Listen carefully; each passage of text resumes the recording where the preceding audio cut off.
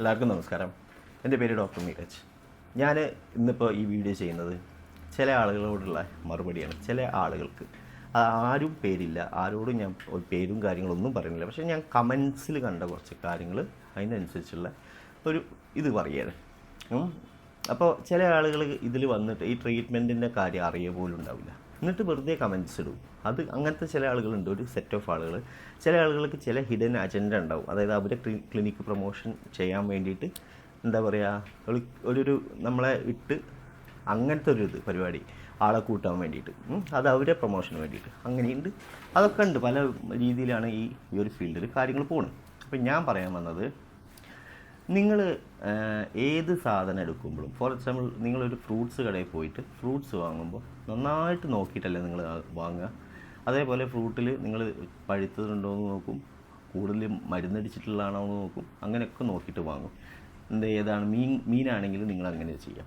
ഏതൊരു സാധനവും കൺസ്യൂം ചെയ്യുന്ന മീൻസ് നമ്മൾ ഇതാണല്ലോ, കൺസ്യൂമേഴ്സ് ആണല്ലോ. അപ്പോൾ നമ്മൾ വാങ്ങുന്ന സാധനമൊക്കെ നമ്മൾ ക്വാളിറ്റി നോക്കിയിട്ടാണ് ചെയ്യാം. പക്ഷേ നിങ്ങൾ ഈ ഒരു ഫീൽഡിൽ മാത്രം നിങ്ങൾ ആരെങ്കിലും പറഞ്ഞ് കേട്ടിട്ട് ഒറ്റയടിക്കണം ചെയ്ത് ബുക്കും ചെയ്ത് അങ്ങ് ചെയ്യലാണ് പരിപാടി. ഏത് ഞാൻ പറഞ്ഞ ഈ ഫീൽഡിൽ എന്താണെങ്കിലും നമ്മുടെ കാര്യമാണെങ്കിലും പറയുക, ബാക്കിയുള്ളവരുടെ കാര്യം, ബാക്കി ട്രാൻസ്പ്ലാന്റേഷൻ ക്ലിനിക്കിൻ്റെ കേസുകളും ഞാൻ പറയാം, ഈവൻ നമ്മളെ ക്ലിനിക്കിൻ്റെ കേസുകളും ഞാൻ പറയാം. അത് നിങ്ങൾ എന്തൊക്കെയാണ് ചെക്ക് ചെയ്യേണ്ടത് ഫസ്റ്റ് ഓഫ് ഓൾ എന്ന് പറയാം. ഞാൻ പറയട്ടെ, നിങ്ങൾക്കൊരു കാര്യം അറിയോ, ഞാനിത് കാണിച്ചു തരാം. അപ്പോൾ നിങ്ങൾക്കത് ക്രോസ് ചെക്ക് ചെയ്യാം, നിങ്ങൾക്ക് അവരുടെ സൈറ്റിൽ കയറാം, എല്ലാം ചെയ്യാം. കാരണം അത് സുതാര്യമാണ്. ഇത് വേറെ കളികളൊന്നുമല്ല. ഇതും വെച്ച് കളിച്ചിട്ടുണ്ടെങ്കിൽ ഞാൻ ഉള്ളിൽ കിടക്കേണ്ടി വരും. അങ്ങനത്തെ പരിപാടിയാണ്. അതുകൊണ്ട് നിങ്ങൾക്ക് മനസ്സിലാക്കണം, ഇതിൽ ഓൾട്രേഷൻ നടത്താൻ പറ്റില്ല ഞാൻ പറയാൻ പോകുന്ന കാര്യത്തിൽ. മനസ്സിലായോ? ഫസ്റ്റ് ഓഫ് ഓൾ മനസ്സിലാക്കേണ്ട കാര്യം, നമ്മളെ കേരളത്തിൽ ISO 2015, ISO 9001 2015 എന്ന് പറഞ്ഞൊരു അക്രഡിഷൻ ഉണ്ട്. ആ അക്രഡിഷൻ ക്വാളിറ്റി മാനേജ്മെൻറ്റ് സർട്ടിഫിക്കേഷനാണ്. അതായത് ഒരു സ്ഥാപനം, അത് മെഡിക്കൽ, പ്രത്യേകിച്ച് മെഡിക്കലാണെങ്കിലോ അല്ലെങ്കിൽ ഏതൊരു സ്ഥാപനം, അവരെന്താണോ അവിടെ ചെയ്യുന്നത്, ആ അവിടെ ചെയ്യുന്ന പ്രോസസ്സിൽ ആ ആളുകൾക്ക് ഹാനികരമായിട്ടോ അല്ലെങ്കിൽ ഏറ്റവും എക്സ്പെർട്ടൈസ് ആയിട്ടുള്ള രീതിയിലല്ല, അല്ലെങ്കിൽ എന്താ പറയുക, ആളുകൾക്ക് ഹാനികരമായി കൊടുക്കുന്ന എന്തെങ്കിലും വസ്തു ഉണ്ടോ എന്ന് സീക്വൻസായിട്ട് അവർ ചെക്ക് ചെയ്യും. ഈ IAFൻ്റെ ആൾക്കാർ, ഇൻ്റർനാഷണൽ അക്രഡിറ്റേഷൻ ഫോറമാണ് അവർ ചെക്ക് ചെയ്തിട്ടാണ് ഈ സർട്ടിഫിക്കേഷൻ കൊടുക്കുക. എൻ്റെ അറിവിൽ അത് കേരളത്തിൽ ക്ലിനിക്കുകളിൽ, ഞാൻ ഹോസ്പിറ്റൽസ് അക്രഡിറ്റേഷൻ വേറെയാണ്, NABH കാര്യങ്ങളൊക്കെയാണ്. എൻ്റെ അറിവിൽ ക്ലിനിക്കുകളിൽ കേരളത്തിൽ ഇത് കിട്ടിയത് 3 പേർക്കാണ്. അതിലൊന്ന് ഞങ്ങൾ സർട്ടിഫിക്കേഷൻ്റെ അക്രഡിറ്റേഷൻ്റെ സർട്ടിഫിക്കേഷൻ, ഇവിടെ സർട്ടിഫിക്കറ്റ് നമ്പർ ഉണ്ട്, QMS EV31124 എന്ന് പറഞ്ഞിട്ട് സർട്ടിഫിക്കറ്റ് നമ്പർ ഉണ്ട്. ഇത് ഞങ്ങൾക്ക് കിട്ടിയിട്ടുണ്ട്. അതേപോലെ QTസിന് കിട്ടിയിട്ടുണ്ട്, അതേപോലെ ഹെയറോക്രാഫ്റ്റിനും കിട്ടിയിട്ടുണ്ട്. യെസ്, അവർക്ക് 3 പേർക്ക് കിട്ടിയിട്ടുള്ളൂ. അതായത് ക്വാളിറ്റി മാനേജ്മെൻറ്റ് 9001 ISO ആണ്. ISO എന്ന് പറഞ്ഞാൽ ചില്ലറ കാര്യമല്ല, അത് കുറച്ച് ബുദ്ധിമുട്ടാണ് ഇത് കിട്ടാൻ പിന്നെയും എളുപ്പമാണെന്ന് പറയാം. പക്ഷേ നിങ്ങൾക്ക് ഇതിനേക്കാൾ പണിയുള്ളൊരു സാധനമുണ്ട്. എന്താ വെച്ചാൽ GCC അക്രഡിഷൻ എന്ന് പറയും. അത് ഗൾഫ് കോർപ്പറേഷൻ്റെ അക്രഡിഷനാണ്. ആ ഗൾഫ് കോർപ്പറേഷൻ അക്രഡിഷൻ കിട്ടൽ ചില്ലറ കാര്യമല്ല. അതെന്ന് വെച്ചാൽ ISO 9001 2015 തന്നെ. പക്ഷേ അവർ ഗൾഫിൻ്റെ ആ ഒരു കൗൺസിൽ എന്താ ചെയ്യുക, നമ്മൾ ചെയ്യുന്ന പ്രൊസീജിയേഴ്സ് അങ്ങോട്ട് ഡിവൈഡ് ചെയ്ത് അങ്ങോട്ട് നോക്കും. എൻ്റയർ പ്രൊസീജിയേഴ്സിൽ ഓരോ ഡിവിഷൻ അങ്ങോട്ട് ആക്കും. ഓരോ പ്രൊസീജിയേഴ്സിലും എന്താ ആഡ് ചെയ്യണം, എന്താ ചെയ്യണം, എന്താ ഇതിന് ഇങ്ങനെ നോക്കി ഒരു സീക്വൻസ് ആയിട്ടാണ് അവർ അതിൽ ഒരു അപ്രൂവൽ കൊടുക്കുക. ഓക്കെ, ഇതെല്ലാം ഓക്കെ ആണെന്ന് പറഞ്ഞു കഴിഞ്ഞാൽ തന്നെയും അവർ നമ്മൾ ചെയ്ത പേഷ്യൻസിൻ്റെ ഹിസ്റ്ററി ചോദിക്കും. ഇവിടെ വന്ന് കളക്ട് ചെയ്യുമവർ, എന്നിട്ട് അവരോട് വിളിച്ച് ചോദിക്കും. അങ്ങനെ കാര്യങ്ങൾ ഭയങ്കര ഒരു എന്താ പറയുക, ഇൻറ്റൻസ് ആയിട്ടുള്ളൊരു പരിപാടിയാണ് GCCൻ്റെ അക്രഡിഷൻ. IAFൻ്റെ അക്രഡിഷനാണ് ഞങ്ങൾക്ക് 3 പേർക്ക് കിട്ടിയത്, അതായത് ആകപ്പാടെ കിട്ടിയത്. അപ്പോൾ നിങ്ങൾ ഒരു കാര്യം മനസ്സിലാക്കുക, അപ്പോൾ GCCൻ്റെ അക്രഡിഷൻ ഇവർക്ക് 2 പേർക്കും കിട്ടിയില്ല, അതും ഞങ്ങൾക്ക് കിട്ടിയിട്ടുണ്ട്. 2015 കണ്ടോ GCCൻ്റെ അക്രഡിഷൻ. ഇതിലും നമ്പറുണ്ട്, സർട്ടിഫിക്കറ്റ് നമ്പർ MSC 1024590. അതാണ് എൻ്റെ GCC അക്രഡിഷൻ സർട്ടിഫിക്കറ്റ് നമ്പർ. മനസ്സിലായോ? ഇത് ഇനി ആരെങ്കിലും പറഞ്ഞു വരും ഇത് ഫേക്കാണ്, പൈസ കൊടുത്താണ്. ഇത് പൈസ കൊടുത്ത് വാങ്ങുകയാണെന്ന് നിങ്ങളൊന്ന് തെളിയിച്ചു കഴിഞ്ഞാൽ ഞാൻ എന്താ ചെയ്യുക വെച്ചാൽ, ഞാൻ ജയിലിൽ പോയി കിടക്കാൻ റെഡിയാണ്, അല്ലെങ്കിൽ ഞാൻ ഈ പരിപാടി നിർത്താൻ റെഡിയാണ്. ഈ സാധനം പൈസയ്ക്ക് മാത്രം കിട്ടുന്ന സാധനമാണെന്ന് പറഞ്ഞാൽ GCCൻ്റെ സാധനം അങ്ങനെ കിട്ടില്ല. പൈസ കൊടുത്താൽ എല്ലാം ചിലതൊക്കെ വാങ്ങാൻ കിട്ടും. ഈ ഫോർ എക്സാമ്പിൾ ചില എന്താണ് പറയുക, ഹോം ഇതൊക്കെ ഉണ്ടാവുമല്ലോ, എന്തൊക്കെയോ മെഡൽസും കാര്യങ്ങളൊക്കെ, അതൊക്കെ പൈസ കൊടുത്ത് വാങ്ങാൻ ആളുകൾക്ക് പറ്റിണ്ടാവും. അതായിരിക്കും ഒരു എക്സ്പീരിയൻസ് കൊണ്ടായിരിക്കും അങ്ങനെ ആളുകൾ പറയുന്നത്. പക്ഷേ ഇത് നമ്മളെ ക്ലിനിക്കിൻ്റെ ക്വാളിറ്റി മാത്രം കണ്ടിട്ട് കിട്ടിയതാണ്. അത്രയ്ക്ക് ക്വാളിറ്റി ഉള്ളൊരു ക്ലിനിക്കാണ് എന്ന് ഞാൻ വീണ്ടും പറയുന്നതിൽ എനിക്ക് തന്നെ ഒരു മടിയായിരുന്നു. കാരണം എന്താ വെച്ചാൽ ആളുകളിങ്ങനെ കമൻറ്റ് ചെയ്യണോണ്ടാട്ടോ പറയുന്നത്, ആർക്കൊന്നും തോന്നരുത്. ഞങ്ങൾക്ക് 2 അക്രഡിറ്റേഷൻ കിട്ടി. ISO സർട്ടിഫൈഡ് 9001 2015 ISO സർട്ടിഫൈഡ് ആണ്. അല്ലാതെ നമ്മൾ ഇന്നലെ മുളച്ച ഒരു കൂനല്ല, മനസ്സിലായോ? അല്ല തട്ടിക്കൂട്ടി ഉണ്ടാക്കിയൊരു എന്താണ് പെട്ടിക്കടയോ അല്ലെങ്കിൽ ഒരു തട്ടുകടയൊന്നുമല്ല. ഇത് ISO സർട്ടിഫൈഡ് ISO 9001 2015 അക്രഡിറ്റേഷൻ കിട്ടിയത് ഞങ്ങൾക്ക് മാത്രമാണ് സൗത്ത് ഇന്ത്യയിൽ. അതും കൂടി നിങ്ങൾ ശ്രദ്ധിക്കണം. കേരളത്തിൽ മാത്രമല്ല, എൻറ്റയർ സൗത്ത് ഇന്ത്യ ഞങ്ങൾക്ക് മാത്രം അത് കിട്ടിയത്.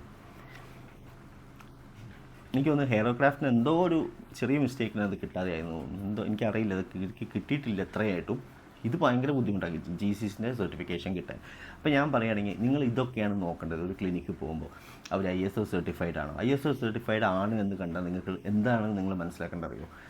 ISO സർട്ടിഫൈഡ് ആണെന്ന് പറഞ്ഞു കഴിഞ്ഞാൽ അവർ യൂസ് ചെയ്യുന്ന process is not at all ഹാനികരമാണ്. അതായത് അത് നിങ്ങൾക്ക് ഒരു ട്രോമ അല്ലെങ്കിൽ നിങ്ങൾക്കൊരു എന്താ പറയുക ഡിസീസ് കൂട്ടാനോ അല്ലെങ്കിൽ നിങ്ങളെ അവസ്ഥ എന്താ ഭയങ്കര പരിതാപകരമാക്കി മാറ്റാനോ ഒന്നും ആ ഒരു പ്രോസസ്സ് വഴി നടക്കില്ല. Means that process is genuine and that process is very very safe എന്നാണ് അതിൻ്റെ അർത്ഥം.